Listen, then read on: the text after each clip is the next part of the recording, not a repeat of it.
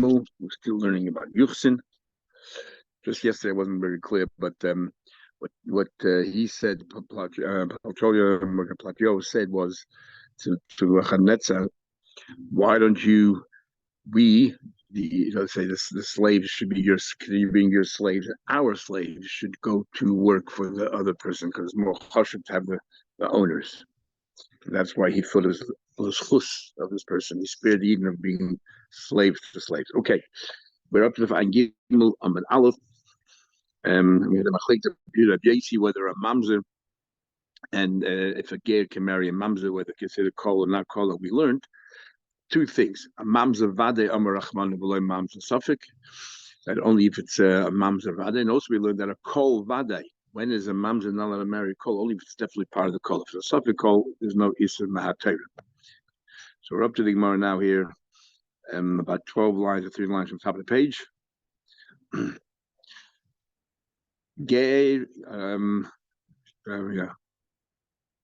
Echad ger, the echad evet, meshucher, the cholol, whether you're a gay, whether you have a meshucher or a cholol, all of them would teres b'kahenes. Even though we had all these dinim regarding a koyin, but regarding a bas koyin, the dinim are different. The Sayel Rav that supports Rav, the Amar Rav Yehuda Rav, Rav Yehuda said the name of Rav, lo yehuzeru ksheres linnasil psulim. There's no prohibition for ksheres to marry a psulim. When we say psulim, we're talking about those things which are possible for a koyin. A bas koyin is permitted, like a ger, a chol, meshucher. But when it comes about psulim, we're talking about, for example, mamzeidim and the sinim and that kind of stuff. There's no difference in a man or a woman. Second one further, their daughter Rab Zayda ben Mechuzah. Rab Zayda once dashed in Mechuzah. He went to the city of Mechuzah, which is full of gadim, and he said, "You should know gay mutu mamzedes." And they took it as some kind of that it's humiliating that you're telling them that they're not even part of the Yiddish nation. A Yid is not allowed to marry mamzedes Yisrael, and the gay is. So ragmu kul alma b'sragayu. They threw their esrogim on him.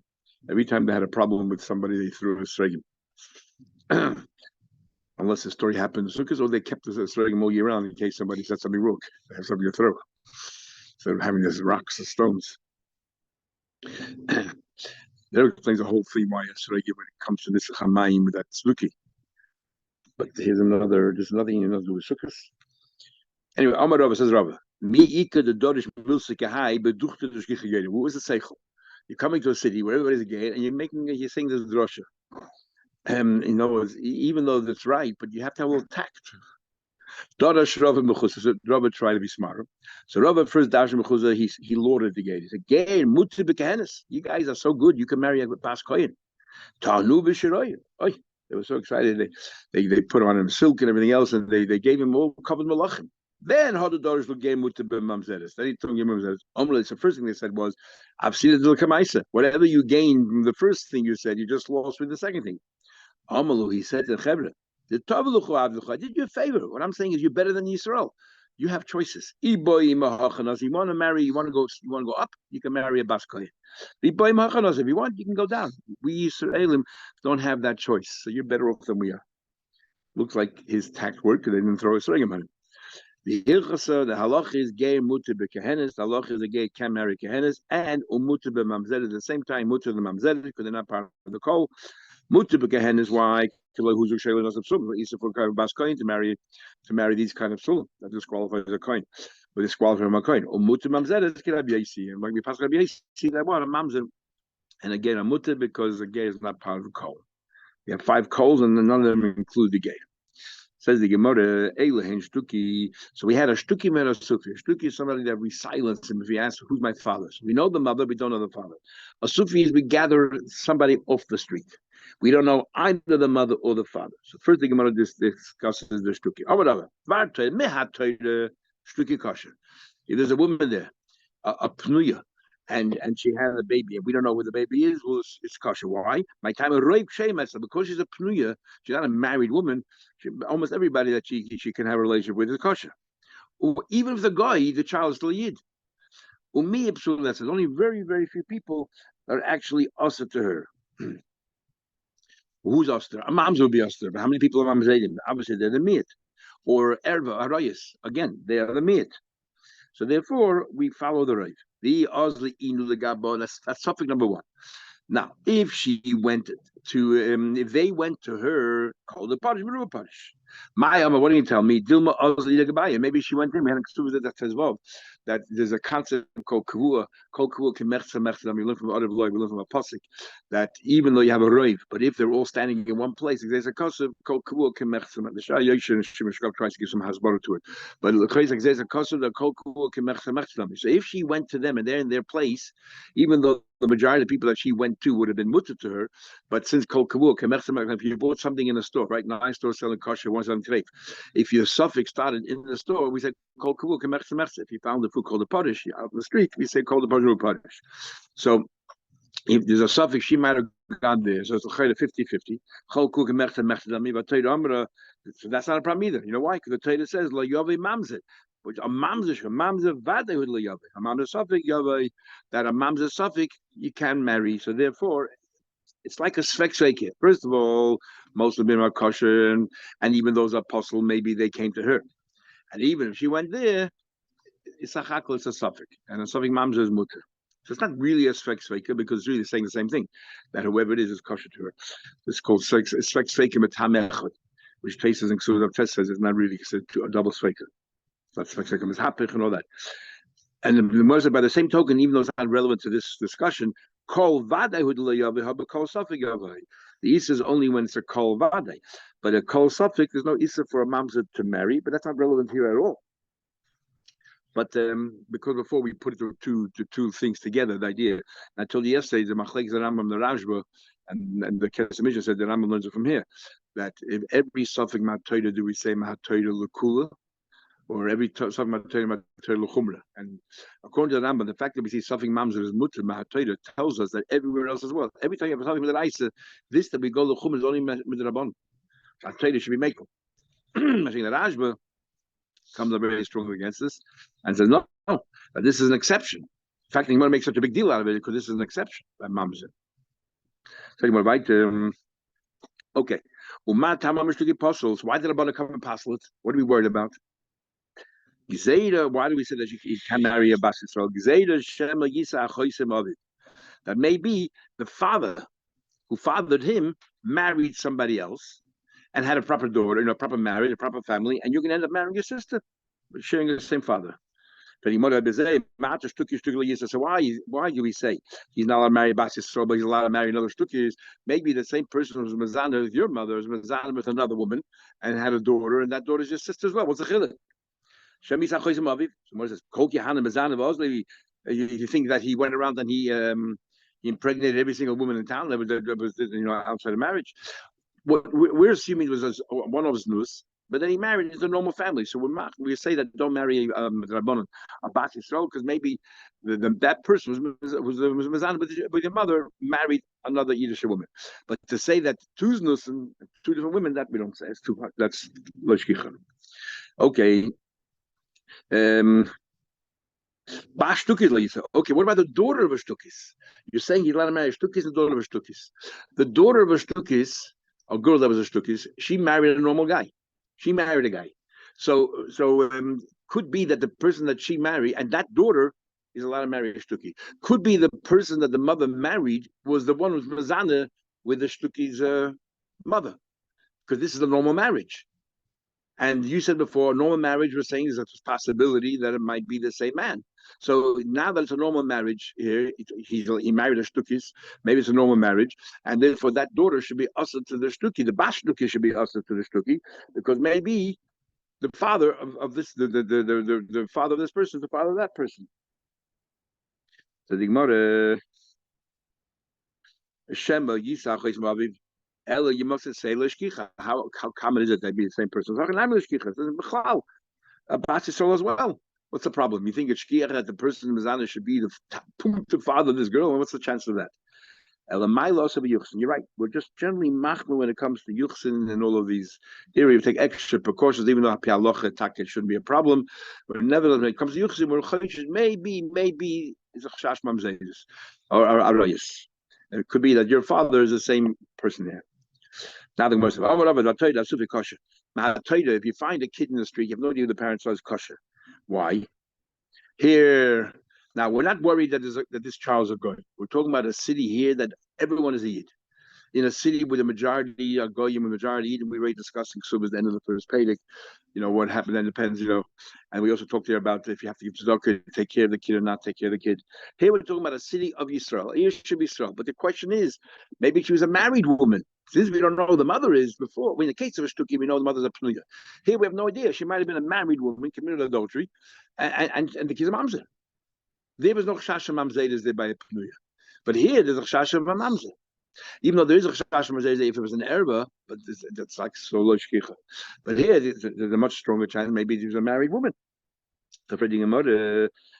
You tell but yet the Rabbi said, "My timer age is ish b'bailaton." If she's a married woman, no one does DNA tests in those days. She would have claimed it came from her husband. Ma'yika, what are you worried about? Miyut arusa. Some women are engaged, which they have no relation to the husband, so they can't say it came from my husband. Or miyut chaholach badei balim yiziyam. Or her husband went overseas, so she can't say it came from my husband. Tais already asks, "What do you mean you can't say it from my husband?" The famous, I think I told you when we look at my brachos, a story that Rabbi Goyen brings about Shmuel's father. Why Shmuel's father, whose name is Abba, is always called Avur de Shmuel. I think it's your story there. So Tosfos here brings it down, but Bekitzer, and the Rosh here brings it down Bekitzer, and that is Tosfos says it sounds like mother here that if the husband Taka went overseas, we would say that the child was a mamzer, right? Why? There's a story with Shmuel. Tosfos adds one thing that I didn't tell you. How did Shmuel's father get back to Shmuel's father was traveling overseas all the time, and when Shmuel and he traveled overseas all the time, started to raise money for whatever institutions, and then he met the stargazer, and she said, "Let's get together tonight because I can see in the stars that tonight you can impregnate a woman, whoever it is, that child is going to be unbelievable." So it says, Tosfos adds, he used a shame to get back to his wife that night. He got back that middle of the night, spent there an hour or two, and then used a shame to get back to wherever he was. He had appointments. And then 3 months later, she's pregnant, and the whole town knew that her husband was away. They accused her of adultery. And then they decided to give her Malchus. And when Shmuel came back later, he said to Shmuel's father came back later, he said, "No, she's telling you the truth." And therefore, they always called him Avur de Shmuel, so that no one should go around and slander Shmuel that he was a mamzer. And Shmuel said he had marks on his forehead from the straps that they gave to his mother. But Tosfos here, right here, tells the story. If you look right here, Avur de Shmuel shalom niziyam they shame b'shimish v'hayla de Shmuel. Doesn't tell the whole story, but that's it. Anyway, so Tosfos wants to say the difference is here the child was thrown out. The fact that the child was thrown out tells us it's not so kosher. Think about it, right? She says, "Give the Gibnuya, since the majority, since it could be she's a Pnuya, we can have could be first of all she's a Pnuya. How do you know she's a married woman? Zweitens, maybe there was a family or they couldn't afford to keep the child, and that's why she threw the child out, not because there was any chashash of yuchsin. Havi pauga upauga. It's half and half. I tell you, I'm the loyava mamza because I'm the vadid loyava. I'm the sofik yava. Call vadid loyava. Call sofik yava. Again, we bring the whole statement out. Uma tam I'm going to why did I bother to say that a subject should never marry Basisro? Shami, same thing before. Shami's a maybe the same man who did this was also the father of that girl. Elmiata Sufi, Sufi says Sufi should marry a Sufi, the same thing. Maybe it's the same man who was Mazan with both women. Shami Kolhani Shadi Bozli. So we can say what? That what? We're going to throw everything on this one man that he committed all this loose in town now. So Lo Yisa, so Basa Sufi Lo Yisa, same question we had before. The daughter of a Sufi went through her parents with her normal marriage. Let's be chayshish. Shaviza chayse elishkich haram elishkich. Navas my love subi yuchsi. If you find a kid lying out there, again, it's a ir shekula yisrael.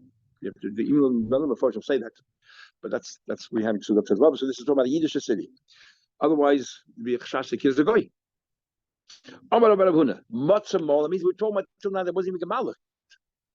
And yet we assume right away he's a Yid. The question is only if he's a mamzer or not. Matzah they found the kid was Gemalut. That means if they just wanted the kid to die, why would they go through the process of circumcising the child? That's a raya that they cared for the child. No, they couldn't afford it. It was a time of famine, and they were hoping somebody would find the kid who would take care of it. So it applies to other nations also ludicrous. But it's a Ir Shekul Yisrael. It doesn't matter. If it's Ir, yeah. Otherwise, it'd be you're right. They don't do Priya. What about Mishal Tehadumea? They used to straighten out, they used to pull the kid out. They used to straighten the kid out after it was born. If you see, no, but if you see any care given to this child, that means obviously it wasn't that it was a problem of mom's and the mother just threw it out and wanted the kid to die. But because you can't do tshuva, move if the child's still alive. But rather, there are other external circumstances, whatever they are. Shai Mishchev, there was they smeared Mole Kochlo, they painted the eyes, or Rami Chumra, or they went ahead and they what do you call it? They put things around the kid for medicinal kinds of things to make sure the kid is all right. Toli Piska, they hung a kameya with some pasuk on him, or Toli kameya. Here kameya means they gave some kind of a herbs to hang around him. Then the moment they show any care, there's no longer a problem of Yusufi. Otherwise, if the kid was a mom, they want the kid to die, why would they do anything? Totally ridiculous. They hung the kid in the basket on a palm tree. A wild animal can come and reach it and kill the child, then yes, obviously they want to get rid of it. But if not, they just put it in hoping somebody will have Rachmanis. Zardus Smicha, Lamasa, they this tree. We name it Zardasa. If it's near the town, then Yeshba Mashum Sufi. Even if an animal cannot reach the Sufi, why? Because shading used to hang around it. But if not, if it's not near the town, there's no shading. That means the child is protected. There's no Sufi. Just interesting. Anything to do with shading, the Rambam omits. So all these dinim here that if the moment there's a shading involved, the Rambam doesn't talk about it. The whole thing. No, the other things don't do with shading. Just this part here, like Zardis and the Masa, yeah. Beiknishtas Michal Shul. Next to town. Remember, those days all the shuls used to be outside of the town. I don't know why the shuls are outside of town. One thing, the bathrooms are outside of town, but why are the shuls outside of town? I'm not exactly sure. So, the shul was next to the town. The people always there. Obviously, they cared. They wanted someone to to protect the child. But when love, stand in the middle of nowhere, then there is a sufi. High Peter the sufla. Let's say you found a pit in the ground where you have all these dates, these seeds of dates, and there's an animal fodder. Sorry, because what happens? You're attracting animals. How safe is the animal there? Charif to the nadi. You put it in the middle of the river where all the boats and all the boats are traveling back and forth. There's no problem with a sufi. Why? Because hopefully someone will take him. Surely, if you put it on the side somewhere where the water is warm or where the snow melts, like right on the side of the river, then yes, nobody didn't care. He just tossed it away. See the Shusarabim on the side, it's not such a main street. But the Shusarabim in the main street, then yes, by Meshuvasufi, because it's not protected at all. So many different examples. I mean, the logic is the principle is the same. Oh, you're right. Why we give so many different examples? I don't know. So can you say that they don't? They love the child. They don't want to die, but they're embarrassed in the situation. Yeah, that's why you put it somewhere. You hope that somebody else will find the child. In that case, it should be chash for a sufi. If it's a mamzer, the mother's not going to tell the father. So the mother wants to get rid of the child because she'll ruin her whole marriage. The father will say, "Hey, where did this kid come from? I wasn't around for 9 months." Right, so I'm saying she wants to get rid of it, but she wants someone else to say that. Or I guess in the mindset of people, they thought if the child's a mamzer, you don't want the child, you just want to forget about it.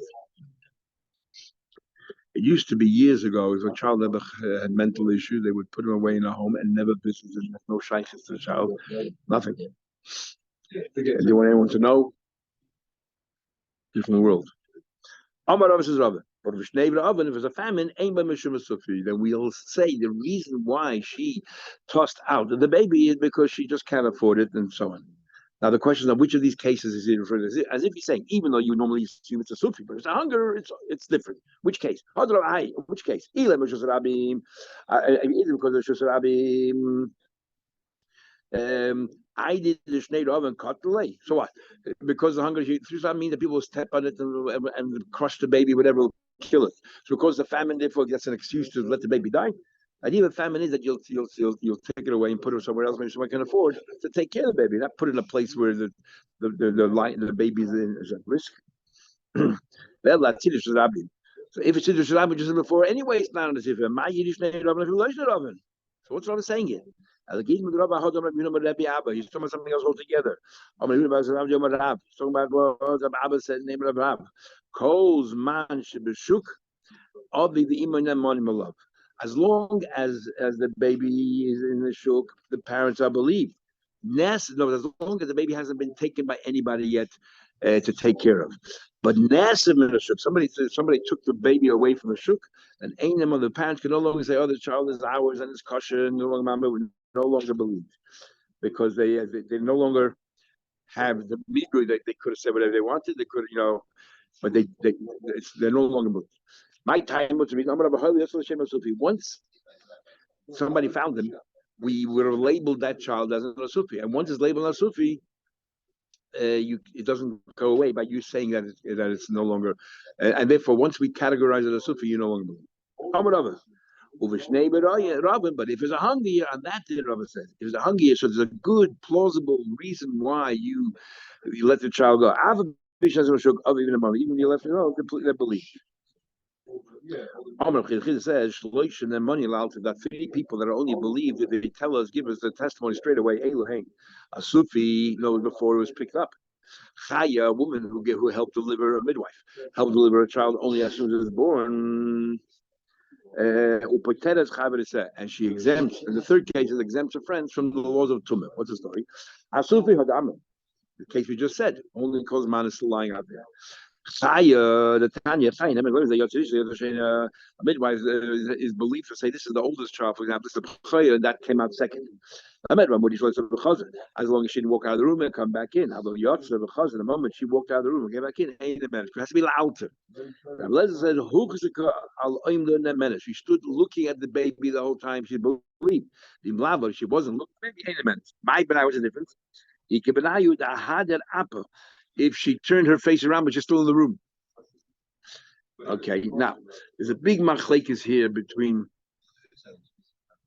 the Rambam and the Ran. Actually, says in machlekes.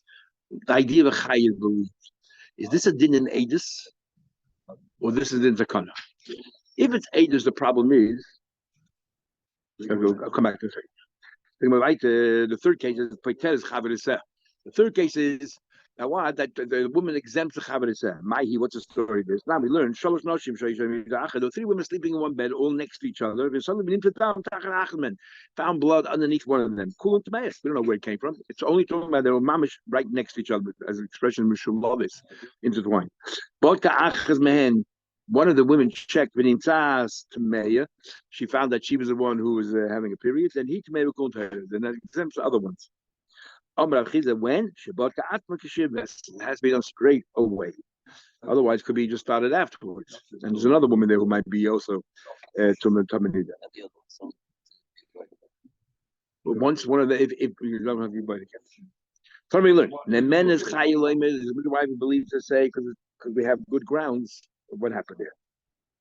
The midwife believes to say, Zekoyin, Zelevi, Zenesin, Zemamzer.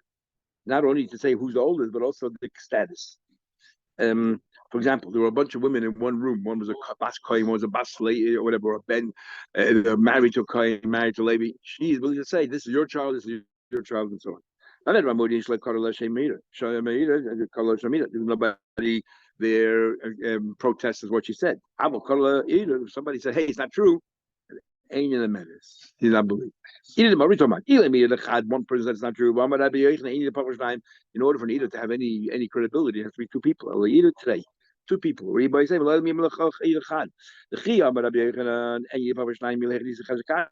we have a general, the rule is go status quo. The status quo is that was kosher till now. Okay, and you want to upset it, you need 2. Because these kids were just born. That's the question. Who are they? And one can protest. Now, come on, the honest on this. If this is the problem is if the Chay is believed al Sanade, then we know that we look in the Saita. That where the Taita believes an aid echad has a din like shtei eidim, and to go and to contradict him, you need 2 eidim. How can the eat the chad be ma'ader? Because no cheskes kashas. So we have 2 approaches. The Ran learns that when do we say this is din? The Ran said this is din eidim. When do you say that you need that an aid isn't like to aid him? If it's something that Gilin Musa, something that if he doesn't tell us, we'll find out anyway eventually. So therefore, that's a very strong edus. It's like two, and you want to be mad at it, you need two against it. But in this case here, it will never be this galamilsa, right? No DNA or anything else. It'll never be this galamilsa. So therefore, it's a schwachere sort of aid. So one can go against one. So what's the Ran's big chiddush? That a woman could be an aid. On what basis? He says, because most cases the chaya is a woman, and there's nobody else in the room. Because it's sneeze, nobody else in the room. So therefore, there's aidis over there. So the Ran basically is telling us that where there's no, where there's like nobody else, we believe the aidis. According to the Ran, they come out. What about if the only one who saw this event, this murder, was a woman? What happens then? You couldn't plan and say, hey, let's wait till a few men come along. What happens then? Whether it's an aidis or it's only believed whether there's a single aidis believed or only two aidis. Anyway, that's the Ran shit. There's a whole diur nachrei. The Rambam says it's a special takana. It's not a din in aidis because there's no aidis by a woman. It's a special takana that in this case here we're going to believe the chaya. We're going to believe these three cases here. So it's not only going in the case of Zena, Rishon, and Zena, it's going in the case of the Kohen Levi and all that. Well, Exactly. Exactly. And almost the same question will be about the dying in a minute. Let's go back to Neman Bal Mekach, the sellers believe two people are disputing who actually was the buyer. The vendor is believed to say, I sold it to you or I sold it to you. Now there's a big machlekes from the Gemara here. In fact, we have the same Gemara above Metzia, but over there it's a little bit different than over here. But most of the Shayim say, look what I wrote above Metzia to understand the Gemara. So maybe we'll wait till we get to above Metzia. Even though I was looking at the long texts here, the whole page on the right side. Says the Gemara, so this Gemara says, when do we say that we believe is manch mekach? When do we say we believe the vendor that mekach is still in his hand? If it's no longer in his hand, while the mekach is in his hand, where the Ashel shot is, he's believed why. Because if he makes up a story that the other guy really bought it, even though he bought it, even though the truth is the other guy bought it, he'll be oiva mishapara. We're going to learn in Hazov that if you give a commitment to sell something to somebody, so we say mishapara l'neyach and all those all the terrible things that are going to happen to you. So therefore, if he says that I sold it to Reuven, we don't think that he would say I sold it to Shimon when in fact he sold it to Reuven, because he'll be liable for this mishapara, which is a curse. So therefore, the mekach is in his hand, he's believed. So they can, but if the mekach is no longer in his hand, he's not believed anymore. Because they're talking about they're both holding on to it, he's not believed anymore. Why? Because he no longer has to remember. Once he gave it over to somebody, he no longer, Coldman's in his hand, he has to give it to somebody. He has to make sure he gives it to the right person. Otherwise, he'll be liable for mishapara. So that tells us that it has credibility to whatever he's saying. But the moment it's no longer in his hand, it's not a question of him giving it. He doesn't really care what he says. That's okay. So the Gemara says, "The nerz is zuzi." This is how we learn Rashi. The nerz is zuzi because Taisa learns has to do with a migui and nothing to do with this mishapara business. So the Gemara says, "The nerz is zuzi manoket." According to Rashi, the case of here is when it's not in his hand, he should still be believed. Taisa learned the question is when it is in his hand, and whether he's believed or not believed. But the Rashi says when it's not in his hand, even though it's not in his hand, he should be believed. Ask him who paid you the money, and whatever it is, and he should be believed. So the Gemara, now the question is, what Tais has the problem is, why should he be believed more than an ordinary Eid Echad? All it is an Eid Echad. Why should he be believed? And an Eid Echad is only Mechayiv Shua. So there's a law Yitzrich, and then the Rosh talks about if an Eid Echad is a Messiah, there's a Pati from a Shua. Let's say Eid Echad is supporting me. I have to make a Shua, but Eid Echad is supporting me. Just like he Mechayiv Shua, does he exempt me from Shua or not? Wait till the Shleim makes it. No, when Tzricha needed the Nakim Tavai, you know what we're talking about over here? He actually took the money from both of them. So we shouldn't trust him at all. No, they both threw at him. One of them, he agreed. Okay, I'll sell. You only had one item left in the store. I remember it was, if I don't know if you remember this, it's probably 40 times, Cabbage Patch dolls. 40 times. It was a craze in America that was unbelievable. And you couldn't buy it because every store was empty now. I remember actually the Remo Shemtov had a big lawyer in Philadelphia who Remo called him so many times to try to make an appointment to meet him. Never picked up the phone. Anyway, but he never stopped. Kept on calling like once every 2 months. He calls up. The guy answers the phone. And he says, Rabbi, if you can get me a Cabbage Patch doll, we'll have a meeting. And he got him. I don't know how he got him, but he got him a Cabbage Patch doll. And they became very good friends afterwards. But all it is a Cabbage Patch doll. So that's what he's saying here. One guy, talk about it. The other guy threw the money at him. I want it. One guy gave it to me willingly. The other guy threw it at me. But we don't know. We don't know. In other words, even if he remembers, because both of them gave him the money, we no longer trust it. Because remember, the Mecca is no longer in his hand. Wait, actually, the Mecca is no longer in his hand. And since he got money from both of them, even if he tells us, I remember who it is, lo yedi, but we don't know who it is, so therefore we don't trust him. That's case number 2. Case number 3. We'll just say, I found that he was innocent. This guy was not. While the Baldim is still standing in front of him, so it's mamish immediate. It's all the cases of immediate. So he has to remember, right? They're still right in front of him. And he said, this each plenty is zakai, and this plenty is chayim, and so on and so forth. But once they leave, you don't really remember because why have to commit it to memory for? So let's see who's holding on. You have a paper. It says that you were victorious now. Let's see you ripped it up. Since you pass him based on the din of Shulchan Aruch, have the din tell again. You don't remember. It's a big dispute, and you'll come to the same conclusion, won't you? The Shuda the diner. We're talking about a case of Shuda the diner. Big machlek is Rashi Teisha Dainez will have a cheskel patim. We had Kiksuvas, but the real thesis is right here. But otherwise, it just says a 4 or 5 lines. Rashi al Shuda Dainez is that you assess, you go into, you try to get into the mind of the person there, and your question is who he gave this to, or which psak it is, and then for example, who arbe. Both lying there, each one says, how do you know who it is? There's nobody's holding on to it, there's no anything else.